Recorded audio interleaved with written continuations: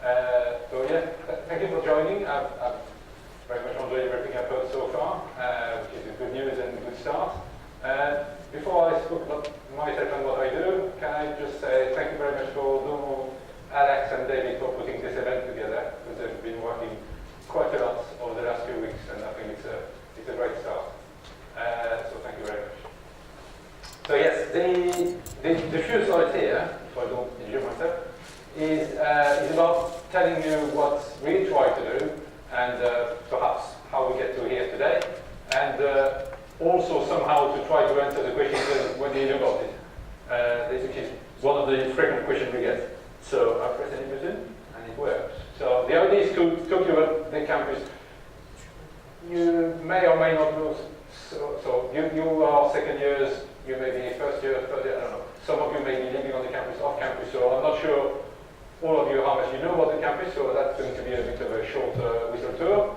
And then after we have a few sections to try to tackle different aspects.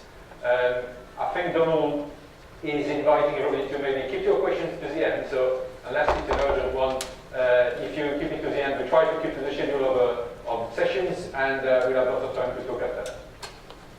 So the idea is to talk to you about what's behind the doors. You here are students or some staff. I'm very pleased to see some staff here as well. But so what's happening behind the doors and what we try to do about it.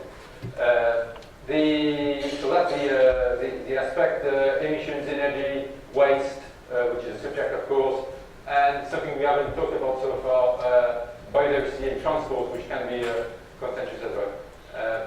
And the last one is very much the core of today. So an overview of the university very quickly. There's quite a few slides here. We'll probably run through to try to keep to the time, and they will be uploaded to the platform after, so plenty of time for you to come back to. But you probably know quite a lot about the university as it stands in terms of education body and how well it's doing. You probably know that obviously we're quite a large campus. I'm pleased to hear that it's one of the reasons many students come here, because it's a large campus. You may know there's 24,000 students. You may less know that there are more than 6,000 staff here. So we usually say it's a population of about 30,000 people living or working or doing around the campus every day, which is like a little town. So this is quite big already. What we also have is the Vice Chancellor, you have seen that, is also willing to continue making a big difference on the university. So it's in the plans or in the desire of the university to make sure there are more buildings and pretty much one more academic building added to the campus every year, which is just going to make the campus bigger. So in terms of sustainability, where you would want to be more concise and efficient, it's a challenge. But we hope for it. I'm not sure you know how big the university is in terms of size. So I've mentioned the 30,000 equivalents. This is usually the term or the aspect we use when I work with my colleagues from research and academic. It's a good test bed, living laboratory. Many companies are interested to test solutions because it is like a town and we own and operate everything, as you can see here. So that's going from the telephone line to the gas to the sewage to the energy. The university estates own and operate everything, which makes it a good living laboratory for technologies and improvement. You may or may not know there is a second campus at Wellsbourne, which is the other side of the M40, which is probably as vast as this one, although less built and less populated. So that's another challenge after. It's some people are very knowledgeable about Wellsbourne, I can say that. Another thing that's for information really, there's no quiz at the end on the numbers. So, but just to say in terms of numbers, the university utilities bill, that's water, electricity and gas. Last year I think was about £8.4 million. So this is a lot of money which is spent by the university from our work, but from our contribution to just keep us warm, lit and with available water. So it's a big scale. On the right, what I've done, I've tried to put a comparison of how it would be looking like if we would be using government numbers for a household. And it's just for information really to say, well, 8.5 million is a lot of money, but it's equivalent to 6,700 homes.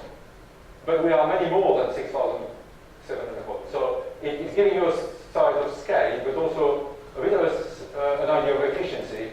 As a collective group, we are more efficient than disseminated houses.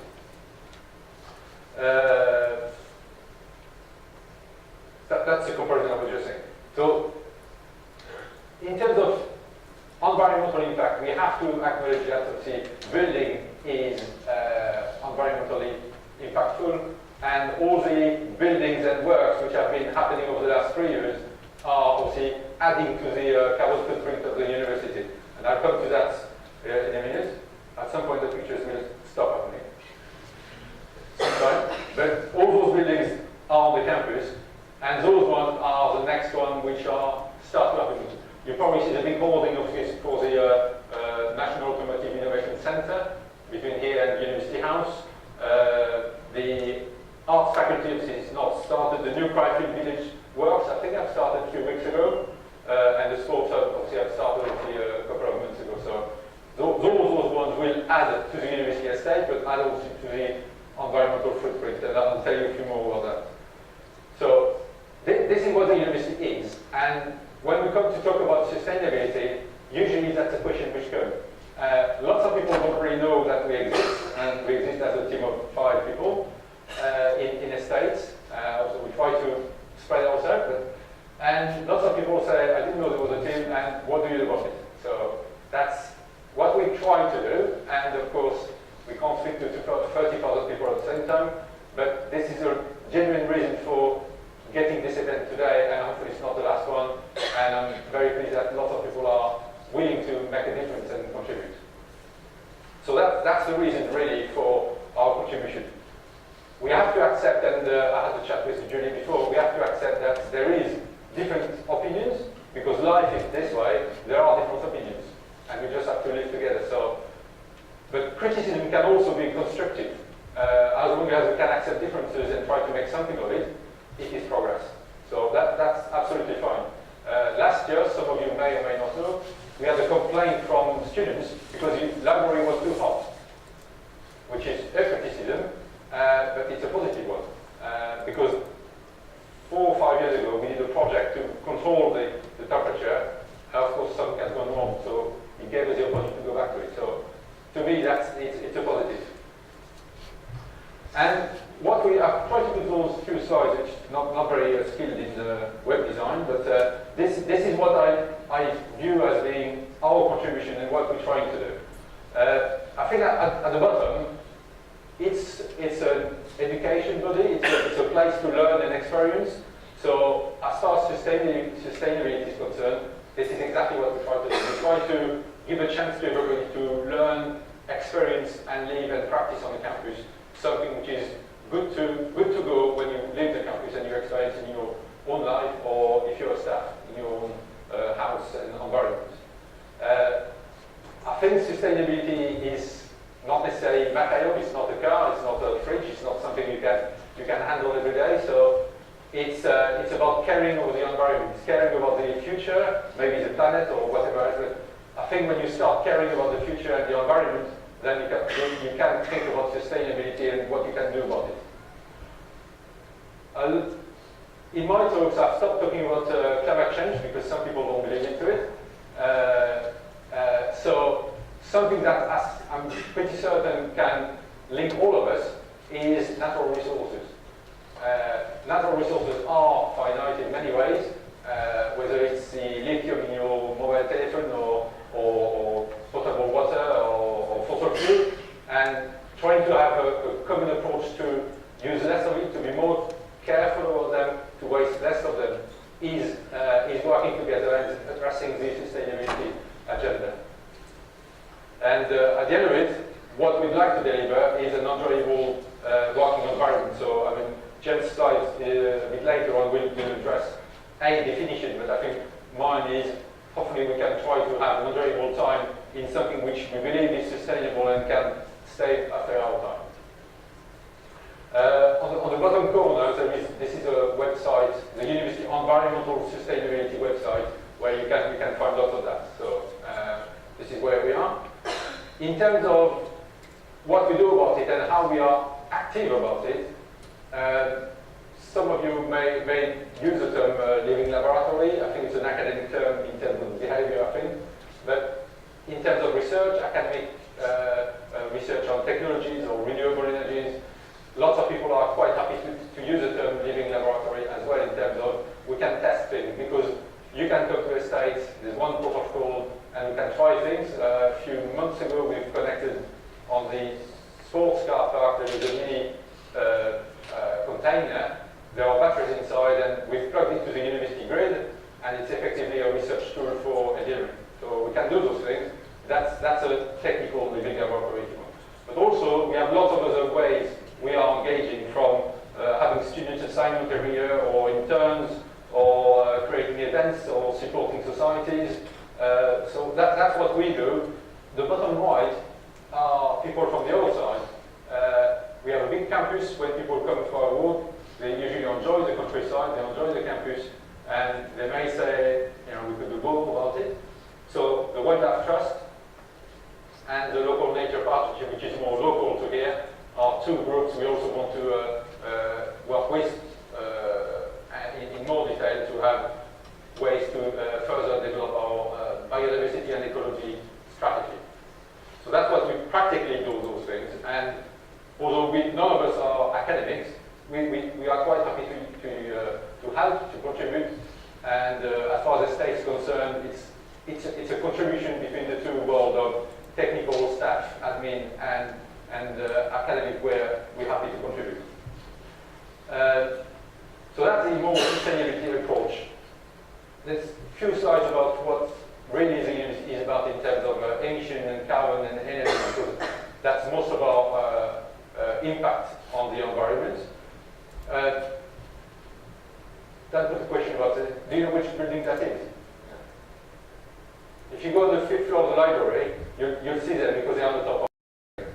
But of course they are photovoltaic panels, but what the picture doesn't say, this is a bit of living lab in a way that there are 3 sets, which are 3 different made, and this is something we did with, I think, engineering a few years ago, where we worked with a company to test 3 different sets of photovoltaic panels for them to learn about differences between manufacturing. So, and they're also connected to the university grid.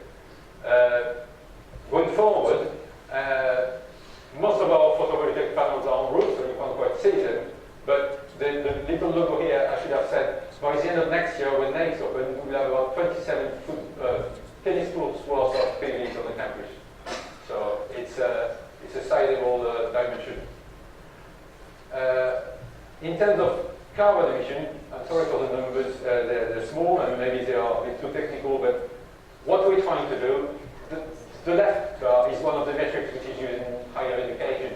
It's carbon emission per pound of income, so it's one of the metrics we use. The most important information as far as I'm concerned is this -23. What effectively we've been doing is that with the university departments, estates, financial contribution, investment, building quality, building design, what we've been doing is mainly through efficiency. So efficiency means being more clever at what we do, being more smart about not wasting, improving the quality of the building, the fabric, and everything.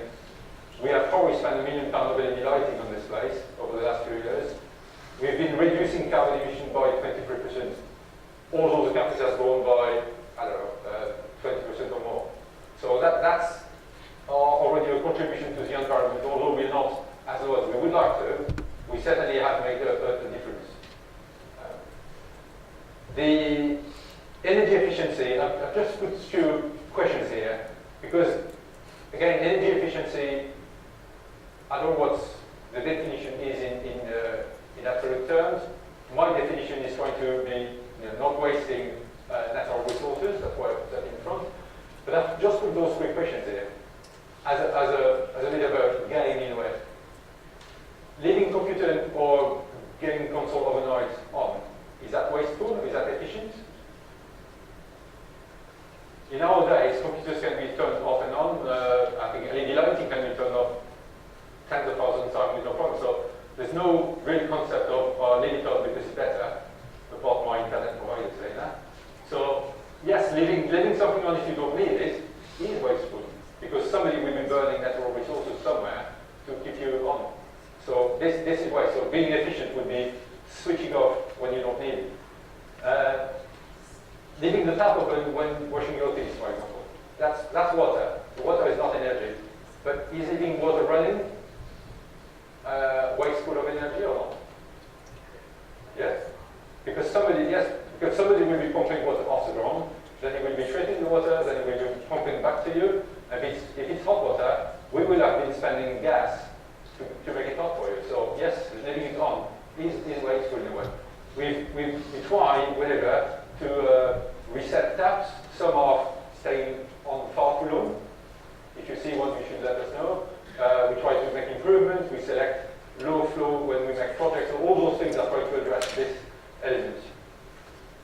And a bit in the same way, leaving the fridge on, or the door, sorry, if you have a cup of tea or whatever, that's probably quite minimal, but the electricity will be required to rerun the fridge to make it colder, and potentially there could be a bit of a health safety impact if it stays on open too long, because the whole food will go warmer and could have an impact. So they're just tiny elements, and if you look at them, they're all very, very small. They're all that small that you can say, well, it's pretty bother. But if you accumulate 7,000 people living in halls here, it starts to make a difference. I don't know if you saw before, but the water bill of the university is about £1 million a year. So although water is extremely cheap, when you add up, it starts making a sum. In terms of efficiency, we put that in efficiency because about, I think, 17% of the carbon reduction we can generate come from the fact that the university has its own power station. And why we do that is because I think we didn't have too much space to put a lot of charts, but we did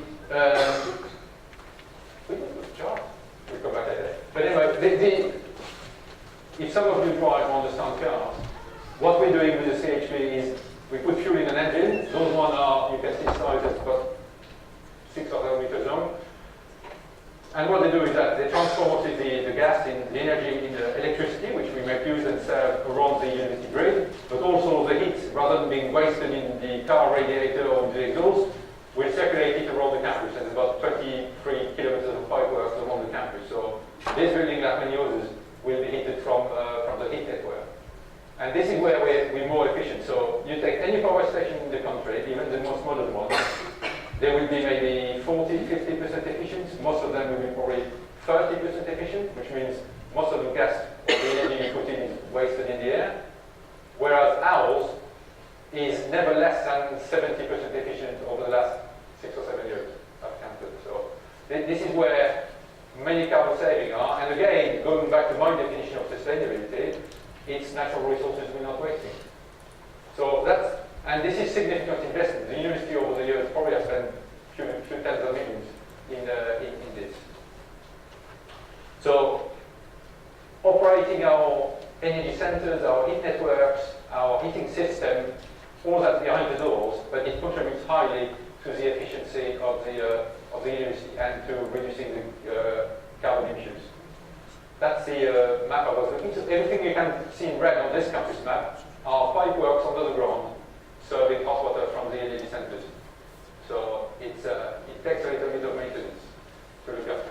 But this is a university commitment, and we're very pleased to have done that over the last 15 years or so. Another one is energy management, because we have lots of controls, we have lots of lights, radiators, points. How do we make sure that all of them are working? So energy management is something we try to spend more time. And this little quote, we cannot manage what we can't measure. We have about 3,000 meters across the campus. That also is an asset that costs time and money to maintain. But the idea is to say, if we know where the energy is going, at least we can try to have a sense of, is that normal or not? So we can look at the data, we can analyze if the water is on all weekend, there's probably a leak somewhere. If the gas is on all weekend, probably there is a boiler stuck somewhere. So all those things we do. And what we also do is share this data with whoever wants to have a go at a study or examination. So when we have assignments, outside the university were quite happy to use our data for their research, because we have this, we own it upright, it's very easy to have a look and test for your own research. So all those things we can do with our data, and it's an investment again. On the more public side, this data is used in the same way, and you may have seen it on display screens. So if you're in halls, you may have seen those league tables, but the students switch off electrical energy saving competition. We put it some into I think the big screen on the piazza, in some buildings for more office staff we have also. And what's missing here? The 1 million missing. Anyway, we've done another project which is not there on this one. It's going to be again portraying this metering information in plain English there around the digital screen of the university. So that again is trying to make people aware of what it is, in cup of speeds or in miles or in travels or whatever. So that's a use of data to try to explain and share the information. Another area of sustainability is waste, of course, as Julie was saying. The university does not have a zero waste policy, but certainly this is what we should be doing. The government used to have one. I'm not too sure they talk about it too much anymore. But there are people out there. There are organizations called Zero Waste, which is internal organization. There's lots of people who are trying to do that, and it's highly connected with the circular economy. So we're not there.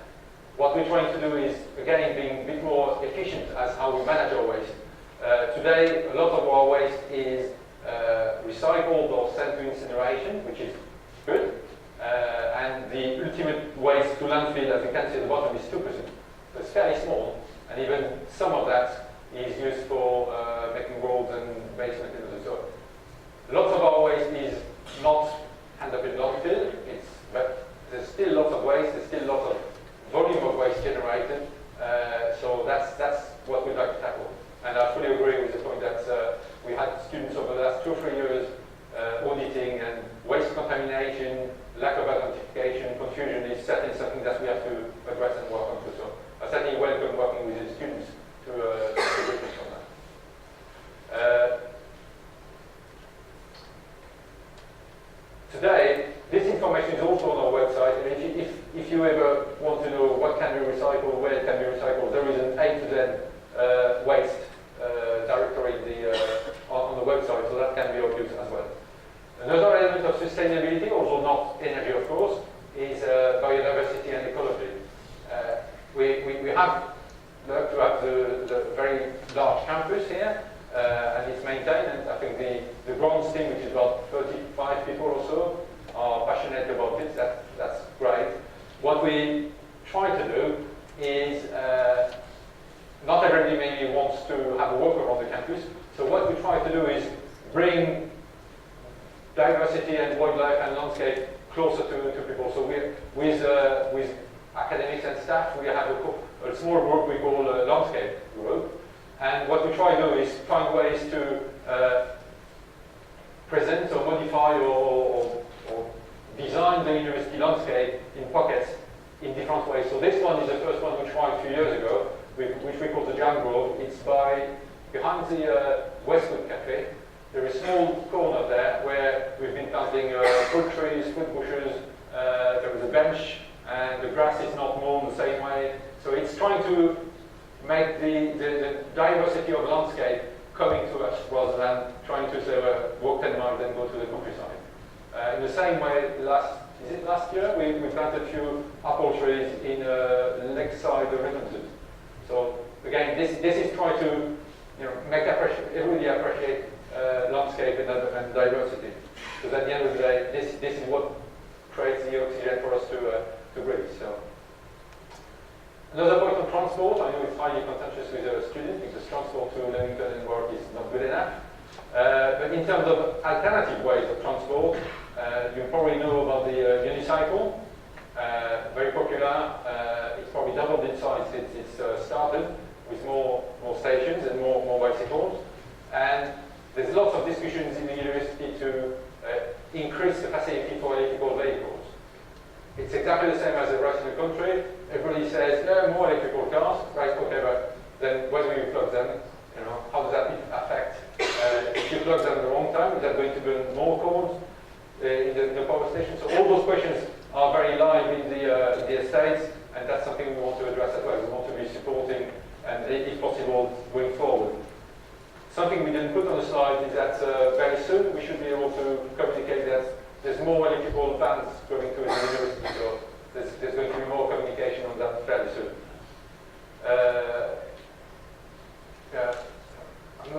Anyway, this is just to say that what we try to do, sometimes we try to benchmark it to say, is it good enough, not good enough? And it's been good enough for us to have fewer recognition and awards, which is great. And as far as the state's concerned, we also maintain our certification compliance to the international 14,000 standard, which is about environmental management. So we try to do those things to make sure that we are doing as best as we can. And that's the end of my technical bit, if you want, what the estates do for the university, to maintain the university. What this says from now on is that although we can do those things, we can't do everything. We can manage the waste in collecting the waste, but we can't do nothing about not generating the waste in the first place. We can make sure everybody has hot water, but I can't stop anybody to have a 40-minute shower if they want to. So this is where collaboration comes in, and where we can certainly supply efficient services, but if you don't use the service in the first place, there's no spend and no emission. So those ones are all examples of where us make a difference. I was going to say you, but me as well. We make it. So we can waste less. We can either walk instead of taking the lifts. We can use less water. We can contribute and raise awareness among us. So that's the element of contribution we can all do in our curriculum or outside our curriculum, definitely. So that's what we try to do, and the motto we've been trying to pursue over the last few years is to say, estates is very happy to help students, to give lectures, you take people around the campus regularly, the energy centres, lots of things we're happy to do. In return, we would like the students, the population, the academics to help us raising the awareness and sharing the message that what we're trying to do has a benefit for ourselves and the society. So this is where the element of collaboration, and when we go to committees and give papers, this is exactly what we say.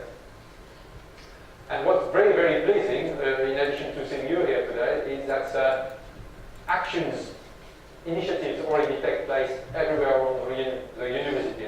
And all the ones I have here on this slide, the next one, are not something happened. They are just initiatives that people in their area have started to make a difference. And many are missing, I'm sure. So that's the good news. That means there's lots of areas where if you want to do something, there must be somewhere somebody who's done it, would like to do it, would like to join up with you to do that. And so all those ones are places where initiative can take place. And they're not all technical by any means.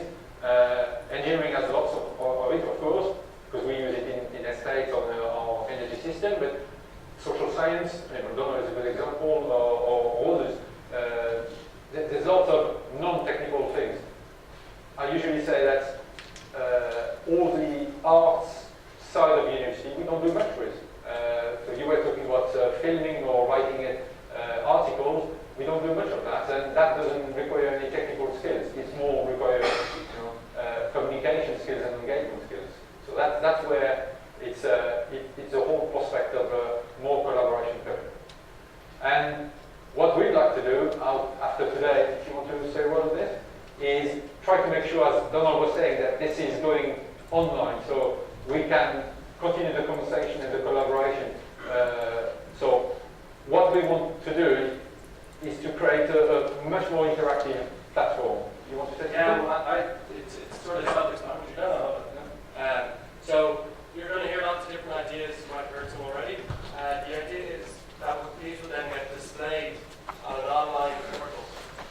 So it's called the Sustainability Hub, where you go online and you can see at a glance everything that's happening at our student-led initiatives, academic research, that kind of thing.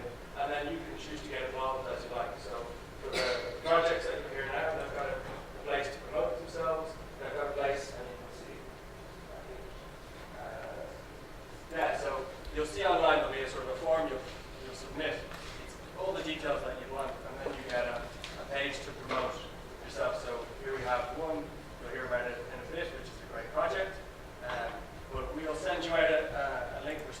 topic at the moment. When it's ready, you'll have it sort of online to replace for this kind of conversation, just to continue on. Yeah, I think something for me which is important in doing this is that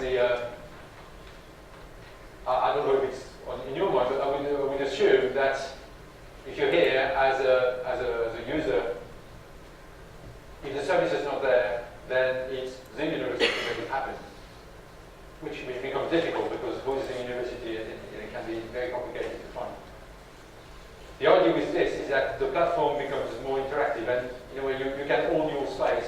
What we would like to do is make sure that as far as sustainability is concerned, the interaction for you to have a voice or have a visibility is as minimum as possible. So you can log your project and hopefully after it can be between you and the others with minimizing. So otherwise it's always going to be everything bottlenecking to 5 people and of course it won't work. So the idea is that we create space in the same way as the sustainability fund with the student union. We create a place where people can come with ideas, take away, lose the ideas, come back, whatever. But it doesn't